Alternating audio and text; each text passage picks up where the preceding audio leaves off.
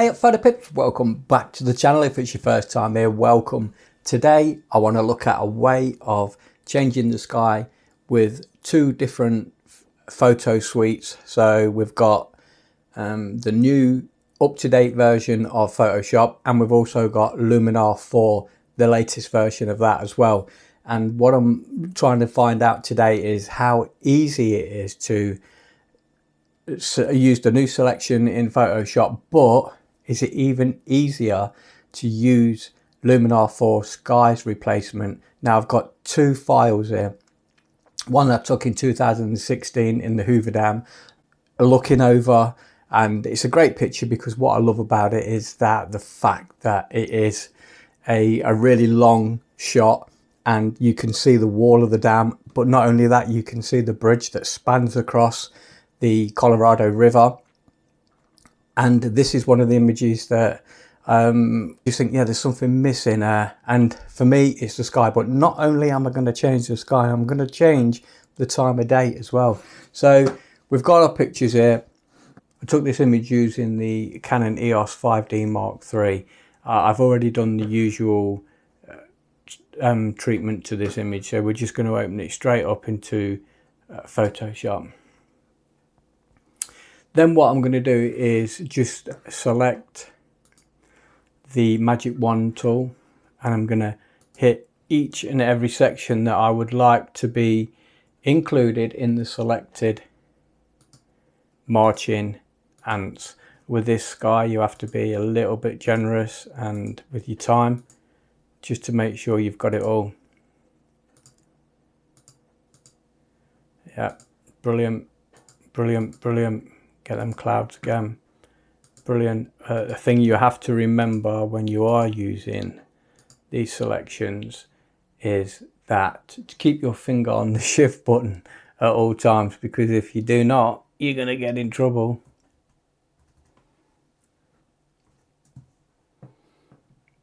Now there's a very small bit here. Remember, hit that shift button again, the shift key.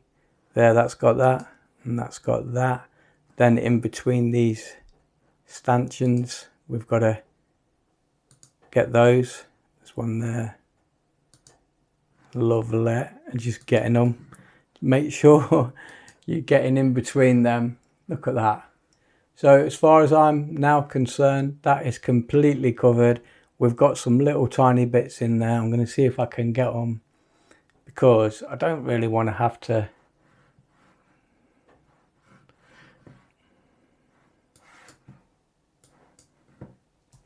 so once again, hit that shift. Look at that, that's better.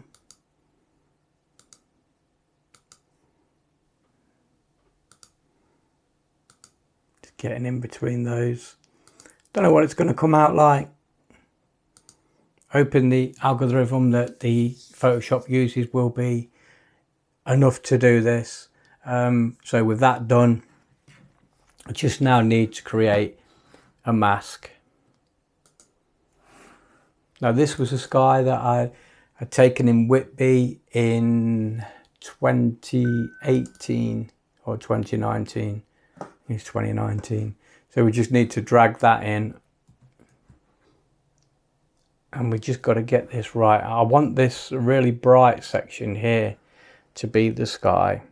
And you can basically just take the opacity down to give you some idea where you want to place it. And again, that really nice bright section there is going to be the key for me. So I'm just going to up that and drop this underneath, and there it is. There it is. It's in there. Absolutely brilliant. Now what we need to do is just take a closer look, just to see how that algorithm has coped with me dropping that new sky in. So I'm just going to zoom in,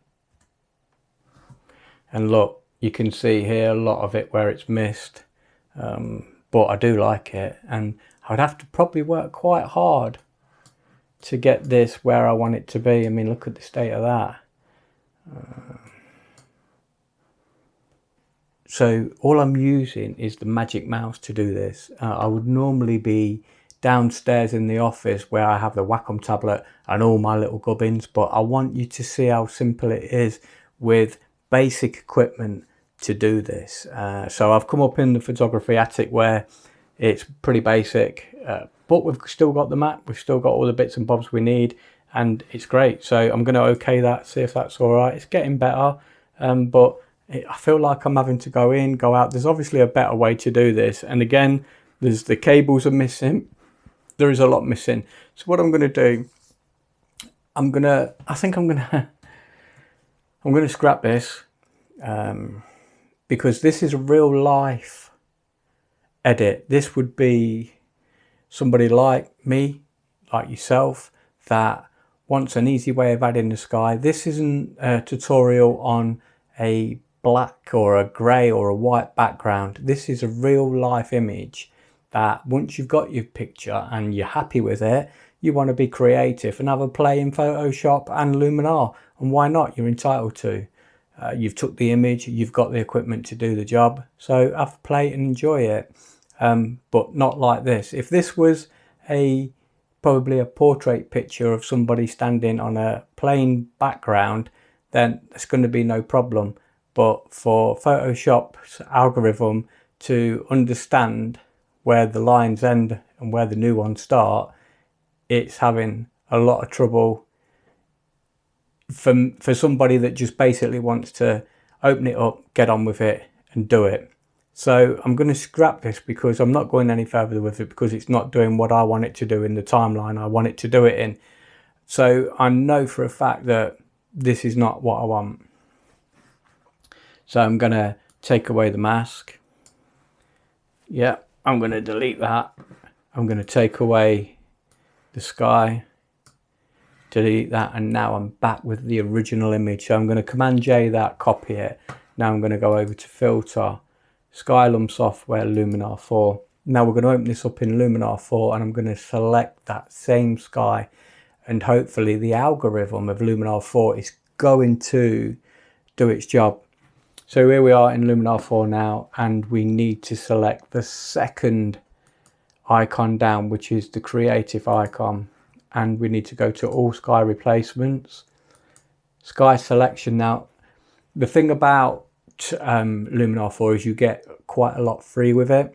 You get templates that you can put in to your own pictures, so different skies, different objects, space shuttles, birds, all sorts of little things. But for me, I'd like to keep my images solely mine, so I like to use my images, my skies. Luminar lets you do that, and you do that just by going down to load custom skies. And this is my sky, which I took in 2019 in Whitby. Going to double click that, and that is hopefully going to do the job. And there it is. There it is. You can select roughly where you want your sky by changing the horizon position just by moving it left and right. Now I know, look, you see, even that was beautiful. Gone a little bit too far. I'm going to bring it back, and I think I really like that. Now, do I like that, or do I like it more orange and stormy? Do I like that? And you have to try and remember whereabouts the colours are. Now I know if I go to the right, it's going to be like the sun is actually rising or setting and just setting fire to the sky. But for me, I'm going to go for more of a sunset. Okay, so once you've done that, obviously this is totally wrong. You know, you do not have a sky like that and then the sun just beating down on it. So we need to relight the scene, and all we do is use our slider here, which is going to relight that scene to match the colours that are in the sky. Okay, I'm quite happy with that. And remember, we can also use our opacity in Photoshop once we go back in, because we made a copy of the picture. Now there's so much more we can do. We can go into the advanced settings. You can change the temperature of the sky, so we can go a little bit oranger, or we can go a little bit bluer. Okay, now you see the balance is getting there. I'm happy with that, a little bit bluer. And you can get your sky exposure, which is obviously going to make it brighter or darker. Okay, but as you can see, the whole scene is changing with it. I did quite like it where it was. So you just double click and the slider resets to its default setting of 0. Now the other thing you can do is defocus the sky. So if you wanted to go for that depth of field, if the image had the mountains in the background that was slightly out of focus, you could actually try and match that up, and it's not hard. You just pull the slider, and as you can see, the sky's now got a sort of Gaussian feel to it, but because I like the fact that the mountains are completely in focus from front to back, I'm going to keep the sky in sharp focus, and for me that is it for the sky. Now the other thing I want to do is go back into Photoshop, and I'm then going to come back into Luminar 4 in a moment. I could do the changes now, but I'd sooner just work and save through Photoshop, because that is my workflow. Photoshop is my main source of editing, and that's where I always like to go back. So before and after, let's have a quick look. Before, that's after, and before. After, before, after. What a massive difference. I love this picture, but it just was like many other pictures that I've seen, and you know, by giving it your creative, unique looks, you're going to make it yours. So again, I'm going to make a Command J, and that's going to give you another copy, but so I'm moving up so I can always move back. And now I'm going to go back into filter and camera raw filter. Now what I'd like to do is just to get a little bit creative with the damn wall. And I'm going to start off by putting a radial filter on just this section here. Okay, I'm just going to make it a little bit lighter, because eventually the picture is going to be slightly darker. I'm just going to stretch that out. Now I'm going to take a graduated filter and make it darker. Okay, and we do that just by stretching that out, taking the slider across to the left, making it a little bit darker. I'm going to add a little bit of clarity in there, because what I want is for it to feel grubby at the top, but cleaner as we sort of go down. Oh, it's just getting better and better every time. Now I'm going to take this brush, so I've gone to the brush setting now, and I just want to put a little bit of clarity in the details of the wall of the dam. These rocks, this rock here, look at that, it's absolutely beautiful. Okay, I'm not touching the sky, I'm not really interested, I'm quite happy with the sky, but what I want to do is bring it into the picture. And the next brush, again, I'm going to just add a brush and take the clarity down a little bit more and add some shadow. So it's just like dodging and burning in a way. I'm just going to burn some darkness in there, look, and in there, make the brush a wee bit smaller in this section here, look, and then just along getting these shadows. And I could actually increase the clarity just there. And also, if you want to go back to anything that you've already done, click on your brush or the graduated filter radius and just click on it. Okay, I'm going to add a little bit more grit in there, and also I'm going to go to the radial filter and add a little bit of grit in there. Now I'm going to come out of this. I'm going to hit back into the filter for Luminar 4, and I'm going to finish off in Luminar 4 just by adding a vignette. The reason why I'm going into Luminar 4 for the vignette is because there's more control over the vignette in Luminar 4. That's the only reason. So we go down now to Essentials and the vignette. Choose the selection. So I'm just going to click there, and then I'm going to change the amount, giving me a darker look. Remember, you go left because you're going darker, and right to go lighter. In the advanced settings, I can use this feather tool, which is exactly what I want, and then go for an inner in a glow in the light.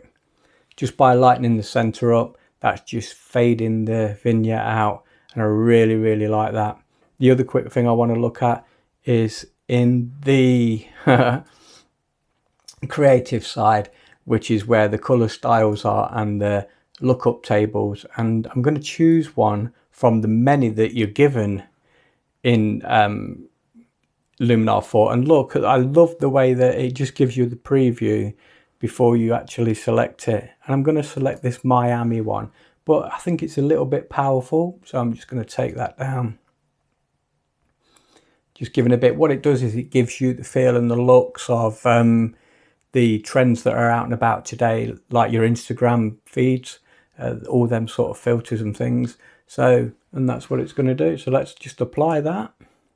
That's going to load back up into Photoshop, and for me, that's it done. It's just gave a little bit more punch to the picture, and not only that, it's brought it into the 2020s rather than back in 2016 before even Luminar 4 existed. Let me know in the comments what you're thinking. I'd love to know, because I am a real lover of Luminar 4, always have been. Don't forget, if you are interested, there's links below with savings, discount codes, and lots of other little things. Now Luminar are moving on really quickly, and they're starting to do a subscription, much like Photoshop. So look into that, because that'll give you so much. And I think it's something like $5, or which is about, it's £5, I suppose. But have a look, see what deals you can strike. I haven't got that package. The only package I have is the Luminar 4 with the added things that you get free with it. I'm not a believer in paying for some things that I'm not going to use, so I tend to just stick with the things I do use. That's why I guess at the moment I'm not going to go down the pathway of the all the things until there's something there that I feel I can use. I mean, maybe they could bring a sort of a video editing system out that's much like Premiere Pro, you know, because they seem to be getting where people like myself, creative sides, need to be moving on quick. And this sky thing is absolutely amazing. I mean, I've totally changed the picture.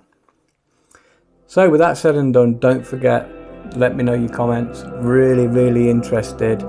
And get out and shoot. You know you want to. Cheers. See you soon. Take care.